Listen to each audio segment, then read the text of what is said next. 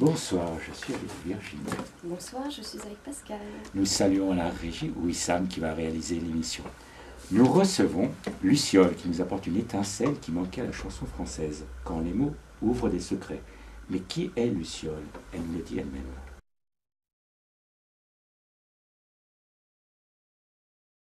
J'ai l'impression que votre univers est rempli de mots. Je peux presque les imaginer sur un mur autour de vous, ces mots. J'en ai pas tapissé les murs de mon appartement, mais ils sont très présents, effectivement. Je disais dans la présentation les mots qui ouvrent des secrets. Est-ce qu'il y a des révélations dans vos chansons? En quelque sorte, puisque c'est des chansons très autobiographiques, donc peut-être qu'en écoutant mes morceaux, on en apprend un petit peu plus sur qui je suis. J'aime bien ce moment-là, la tombée du jour, la fin de l'après-midi. C'est pas source d'inspiration forcément. Non, je peux écrire à n'importe quel moment de la journée. Après, c'est vrai que la plupart des textes de l'album ont été écrits la nuit, mais en première partie de nuit, c'est-à-dire passé minuit, ça commence à devenir un peu flou.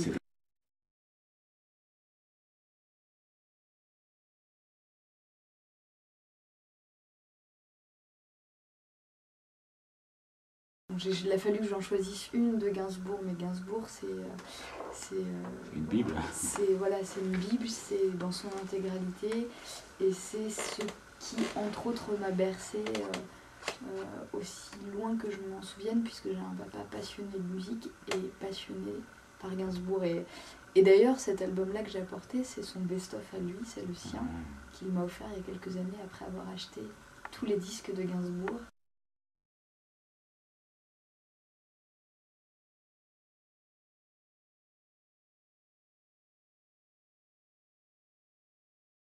Je plagiais Renaud à mon adolescence. Donc c'est... Après, je sais pas si c'est le déclic qui a fait que j'ai voulu faire un disque. Qu'est-ce qui a pu... C'est arrivé beaucoup plus tard. Qu'est-ce qui a pu être déclencheur? Vous vous rappelez? Ce qui a été déclencheur pour me donner envie de faire. Ouais. C'est très complexe parce que c'est très récent. Je parle pas forcément d'influence. L'idée du disque, c'est très récent, ça a 2 ans et demi. Après, je fais de la scène depuis que j'ai l'âge de 9 ans, donc ça a toujours été une motivation et un objectif. Il y a eu des moments où je me suis dit que j'en ferais mon métier, et puis d'autres moments non. Je garderais ça comme passion. Et puis, au départ, je me destinais plus au théâtre et au métier de comédienne plus que de chanteuse. C'est pour ça que j'ai choisi ce métier, parce que le métier de chanteur, c'est avant tout un métier de scène. Pour moi, c'est pas par goût pour le studio d'enregistrement que j'ai choisi cette voie-là. Donc c'est clairement pour être sur les planches et partir sur les routes. Et c'est ça qui me plaît.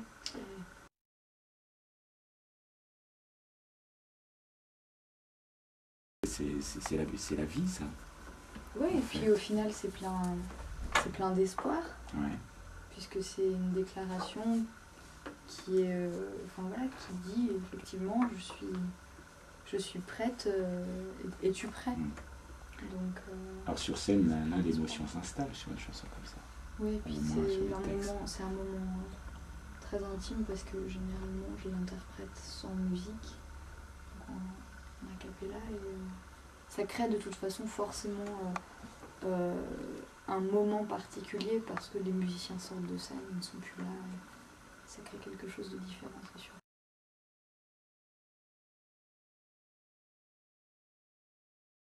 Les médias ont tendance à vous mettre dans la case slam. Vous y retrouvez dans ce mot-là? Pas entièrement. Pas entièrement parce que c'est qu'un petit bout de mon parcours et de ce que je suis. Donc c'est une pratique que j'aime, dans laquelle je suis active,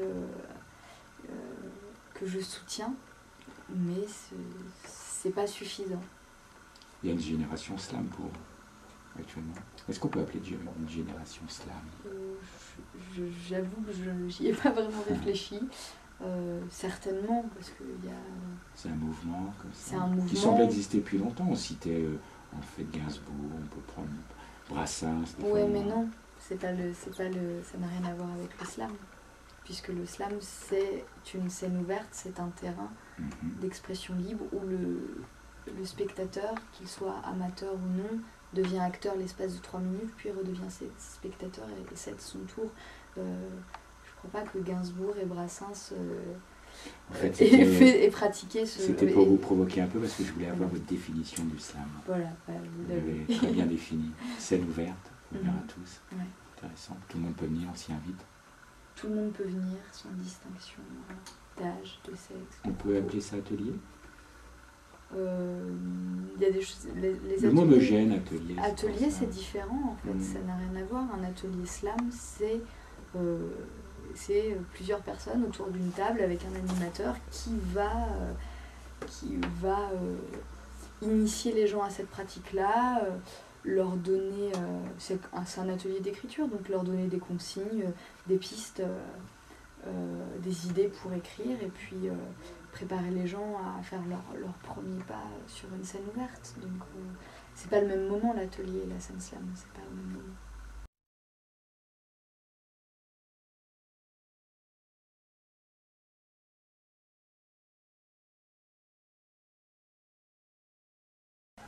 Une chanson de Camille, Camille qui a bousculé un peu les filles.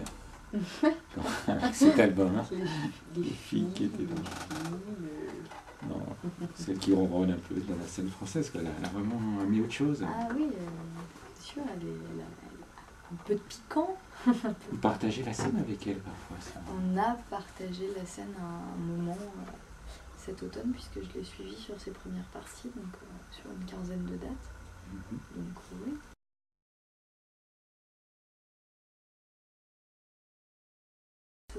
Je réfléchissais à comment, à ma manière, je pouvais accompagner la sortie de mon disque.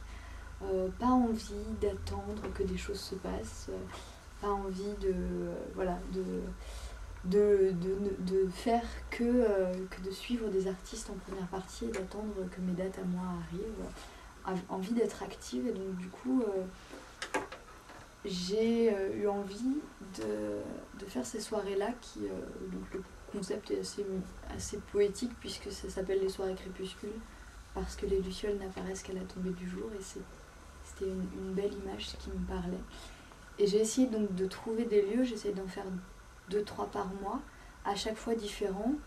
Ce sont des concerts gratuits, acoustiques, souvent sans micro ni ampli. Et le but, c'est d'essayer plein d'endroits, d'aller vers des gens, d'être proche d'eux.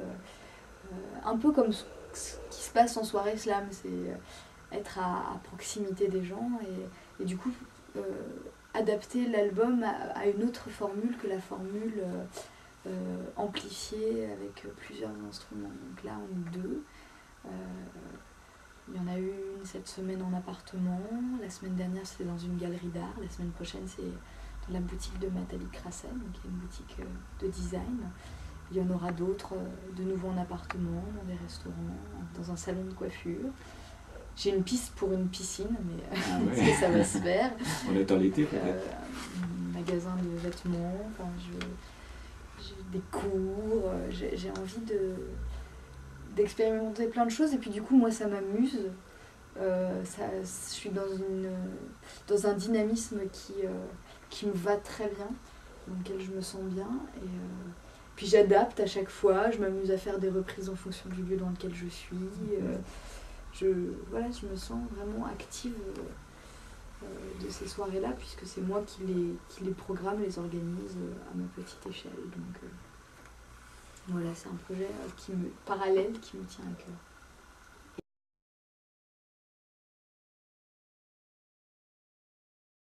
La chanson s'appelle Ombre. Le titre de votre album s'appelle Ombre avec un S. Oui. Donc il y a plusieurs ombres. C'est ça? C'est ça. Elle me plaît beaucoup cette chanson, j'ai beau l'entendre à chaque fois, elle me plaît, elle accroche bien. Ça a l'air pleine de légèreté. Cette ombre vous semble bienveillante. Vous jouez avec cette ombre. Oui, je pense que c'est mon attachement à Peter Pan, tout ça. Aussi mon attachement aux choses très visuelles. J'aime bien les mots qui m'évoquent des images. Mhm. Donc, voilà. Cette chanson-là, elle est d'un constat assez simple de quand on marche dans la rue avec quelqu'un à nos côtés, nos deux ombres se confondent sur le sol et forment un espèce de monstre à deux têtes qui s'allonge. C'est né d'un constat très visuel au départ. Voilà. Vous parliez de métier tout à l'heure. Est-ce que, en faisant de la chanson, vous pensez faire un métier? À partir du moment où j'ai eu ce projet-là, oui. C'est comme ça que j'ai envisagé.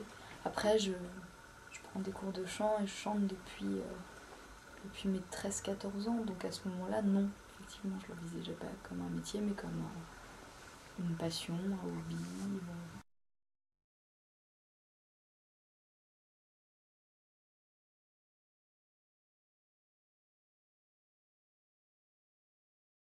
C'est un groupe qui s'appelle 1973, qui n'a pas encore sorti d'album, qui vient tout juste de sortir un EP de 4 titres, tout frais, tout chaud, tout beau, ça a quelques jours. Voilà, c'est un groupe que j'aime particulièrement, à qui j'ai proposé effectivement de faire mes premières parties le 1er et 2 avril à la Boule Noire, et donc qui m'accompagnera.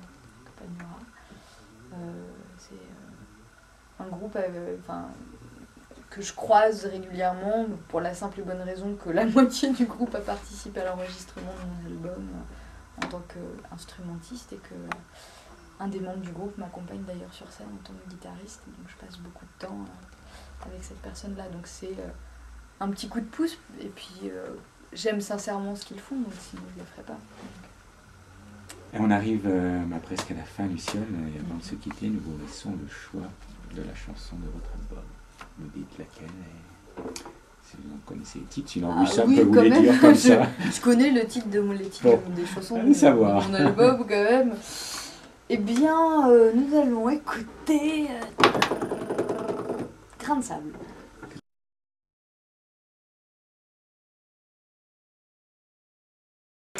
Merci Luciole. Merci beaucoup. Très sympa. Rendez-vous donc le 16. Lundi. Hein, voilà. J-2. Tous les bons magasins de disques sont là près, dans les bacs. Ouais. Merci à Stéphane Cabane qui m'a donné le rendez-vous, qui m'a envoyé le disque, qui m'a envoyé plein de choses pour mieux vous connaître. Virginie, merci d'être venue. Merci à vous, Pascal. Sarah Benani, à très bientôt. Merci d'être passé. Wissam, régisseur de l'émission, à très bientôt.